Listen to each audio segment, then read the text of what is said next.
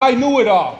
School, I give you credit. You may be big mouths now, not paying attention, but you're in school. I was never in school.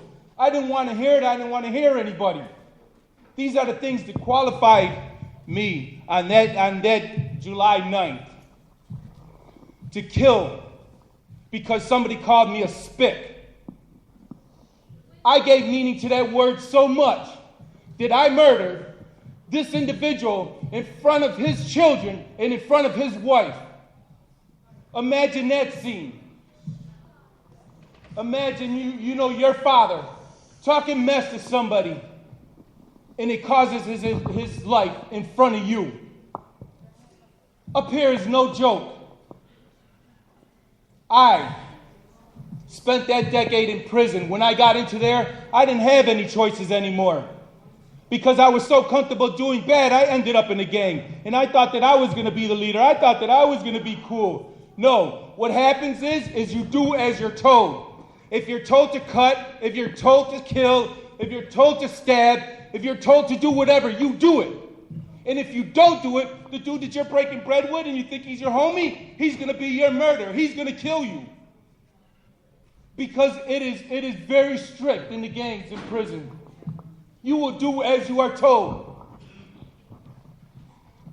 So I end up in a box. As you were told, in prison there's jails within the prison. So I went from a cell that I could go like this with my hands and I couldn't reach the wall to a cell that I could go like this and I could reach both sides and then to the other side. And to make matters even worse, being a gang member, when you end up in the SHU 200s, it's only 1 hour rec. You eat bread that's smashed. The judges say that it has to be nutritious. It don't gotta taste good. So they smash your food and make it into a ball and serve you that. Once a day. And then to make matters worse, you piss off a corrections officer inside there. Now it's on. Because they know you're a gang member, then they put a rival gang member in there. And then they put another one in there. And so there you spending your life beating up people or getting beat. Is that the life? I stood there and I was listening to a sucker-free roll call. And that's when I really started to listen. Because my parents could not get to me. My counselors, nobody could get to me. But when I heard that sucker-free roll call, when I was 23 hours locked down, that hit me. And I was listening to all the stupid things that they were talking about. Sucker being sucker-free. I'm Slasher. Ain't nobody gonna mess with me. I'm gonna part the Red Sea. Split open his head. All that sounded good. All that sounded good. And there I decided to make a change. I wanted something more out of life. But this is decades later. Decades later, all that life that I lost. Because I wanted to be cool, because I didn't want to pay attention, because I wanted to be a gang member, because I wanted people to respect me. People were beating on me all my life. And so that's all that I knew. Respect was to beat. That's all I knew. And today I know that is wrong. I was conditioned to be an animal. You're being conditioned today to be an animal. You look at your neighborhoods. You're being conditioned to be an animal. Not to care about people, to laugh at people. They love it, and they want you to be that. But I'm here today. I'm losing money today, but I'm gaining because today I want to keep you sucker free. I don't want you to be arrested by a Buffalo police officer who's going to kick your ass, who doesn't care. I'm here to keep it real with you. That's real. Once you get into the prison system, it's on. So it's about choices, making choices in your life. You don't want to be where you're in a cell, where you know what my refrigerator was? My toilet. My toilet. That's right. That was my refrigerator. I could not even imagine today, having to put stuff in a bag and put stuff in your toilet to keep it cool. And then later eating a sandwich out of that. Could you imagine that your toilet doesn't flush because the corrections officer doesn't like you? That he turns off your water? That you don't have no toiletry to wipe your butt? Is that the kind of life you want to lead when you're coming out of a cell gallery and it's all that you see is blood? I'm telling you, stay sucker free. Stay sucker free. Today is your opportunity to really make a choice in your life. Do you want to be the next on the news? Do you want to be where your mother or your father is saying, what a good child, what a lovely child, but I'll never see that child again? But the bottom line is that if you make choices, you have the opportunity to make a choice in your life. But there's going to become a time where you're not going to have that. And somebody else is going to make the choice for you. And don't allow the gangs to make those choices for you. That's not real love. It really isn't. You want real love, it's really in the household. It's really here with your teachers. Your people who are really trying to do things for you. I didn't have that opportunity. I had to go through it. But I went through it for a reason. And I believe that reason is for me to be up here to letting you know that you can make better choices out of your life. Now, today I have meaning. You know, all my life I was called stupid. You know, worthless.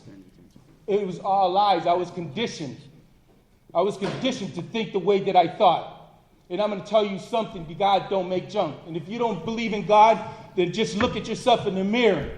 And I am not junk. I am somebody. I am a possibility. I'm not an employee. I'm a boss. And how are you going to do that? You ain't going to do that by worrying about what the next person is worried about, thinking about you, because you're too busy keeping yourself in a disciplined mind, an upright man, not a fool. So keep it sucker free. You know, because I'll tell you one thing, is that New York State prisons have a room for you. They have a room for you. And so do the cemeteries. They got a hole for you. But you know what? Our colleges also have room for you too. You know, our community needs leaders. You are our leaders. You are the possibilities of what we can look forward to. So you are worthy. Don't let nobody ever tell you that you're nobody. You are somebody, and you are going to be somebody. But today, if anything, give yourself the opportunity to really reflect on what you heard today, because tomorrow may be too late. I greet you in peace.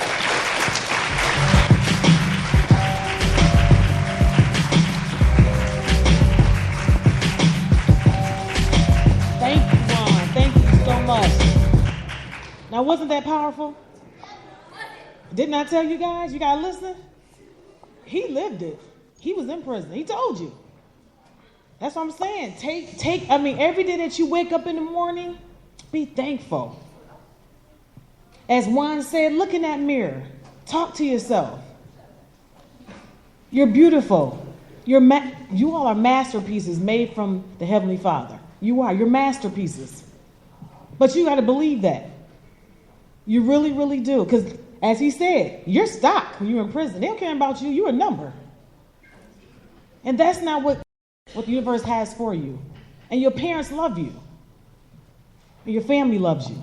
We love you. All right? You guys were good. You guys listened, too. Thank you for listening. You guys are awesome. All right. We're almost done. We're at the end, aren't we? Yeah, we're almost done. This next guest, her name is Cindy, McGagan? Okay, she's the executive producer of Peace Prince. Let's give her a round of applause.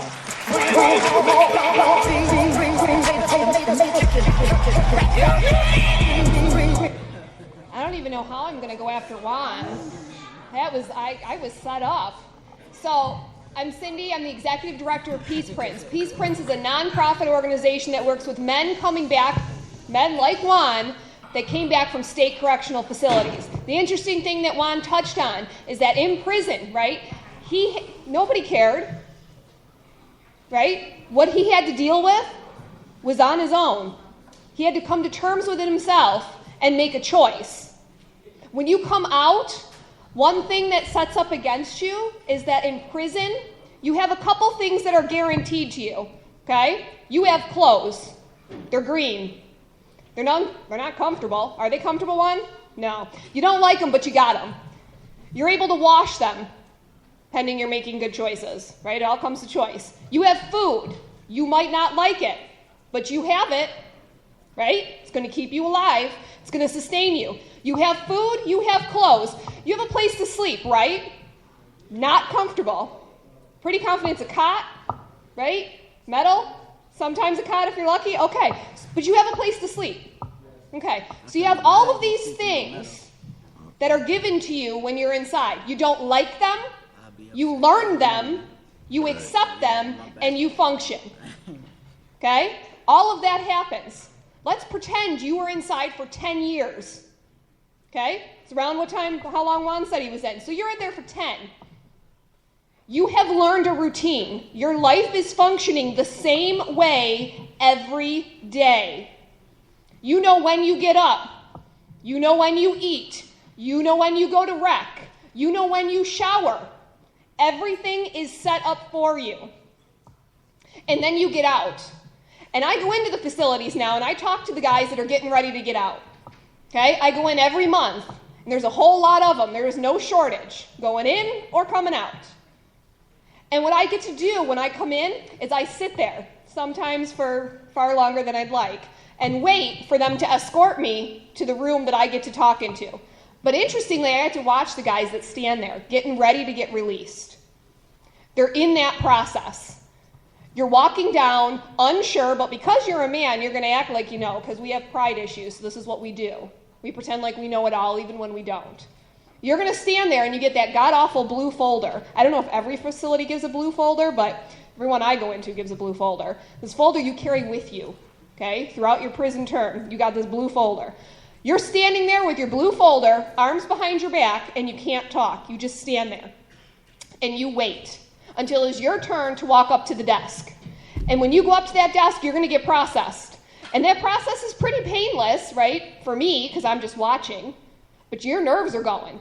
Because you've been inside for 10 years, living a very routine life in a world that is not like the world you live in right now. It is very different. Juan painted that picture, and he is 100% correct. It is very, very different.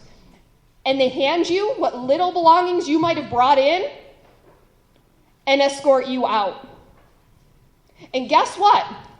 You went from a world that was moving at a snail's pace with certain things you didn't like but guaranteed to you, back here. To a world that doesn't necessarily care, doesn't care that you were just in prison, doesn't care that you don't have any money, doesn't care that you don't have any food. And out the door you go. Often with a salute, I'll see you back. And you're out. Freedom, what you've been waiting for.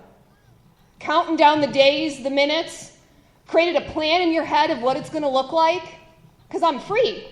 So I'm not going to make those choices anymore, because again, the common theme, choices. We all have them every day, whether we realize it or not. Just like that young man, he has a choice. I feel like he's not making a good one right now. Neither here nor there. We all have choices. Hello, folks, choices. We all have a choice. Choose to look this way. Right? Okay, that was simple. All right.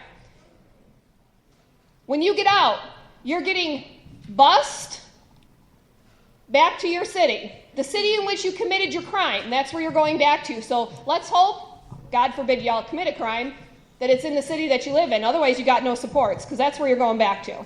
Okay, is that city. Whether or not you have supports there. Your parole officer,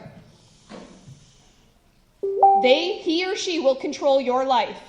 They will determine what programs you go to, where you sleep, if you're given a place to sleep. Is everybody familiar with the city mission? Yeah? Who can tell me real quick what the city mission is? Right here in the front. Stand up.